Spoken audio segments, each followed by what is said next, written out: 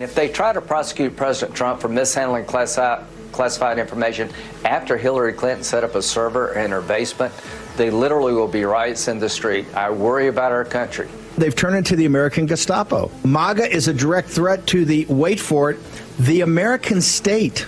You said this quiet part out loud. We are a threat to the American state. It feels like we are not just at the brink of a civil war, but that one has already begun. What's up, everybody? Major Retired Richard Ojeda here, and after Trump, I fear for the fate of this country. He did his best to gut our government and its institutions, and his influence remains even now in the Supreme Court and throughout the GOP. It's disturbing, I tell you. The type of rhetoric his faction spouts is beyond undemocratic. They're not trying to just undermine America, they're trying to tear it down. You don't trust the election officials? Nope. You don't trust the FBI? Nope. You don't trust the courts? Nope. Who do you trust? Trump and his supporters. I trust. And anybody that hasn't, that when I listen to them talk, they don't turn my stomach with the disingenuousness.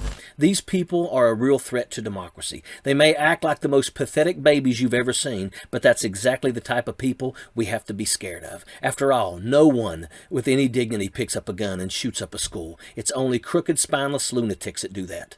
We will not let somebody take down our Constitution. I swore an oath back in 1973 to defend this country against all enemies, foreign and domestic.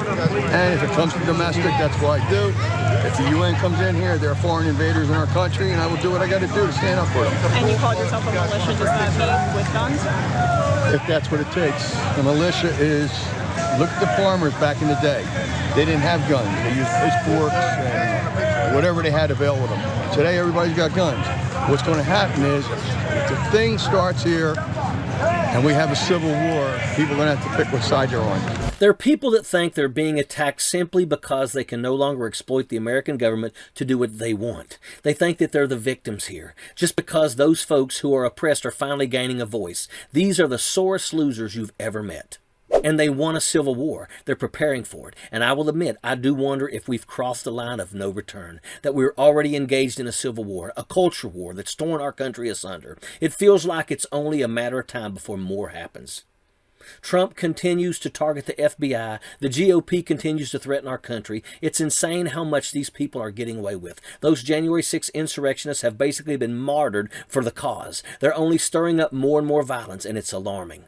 These people won't settle for a country where everyone can coexist in peace. They must play the victim, even though they are the ones that are actively harming the people of this nation. They're willing right now to push the line. Their media is inciting violence and trying to deny it. It's pure domestic terrorism.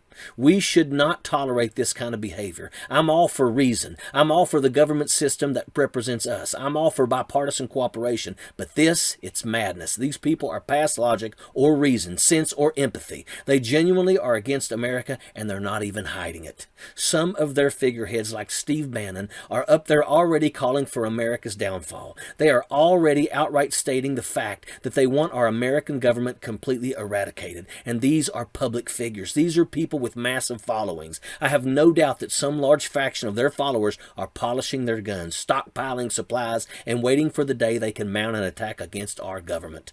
We have to be more cautious in the coming months and years. We have to take a hard stance against the far right and their...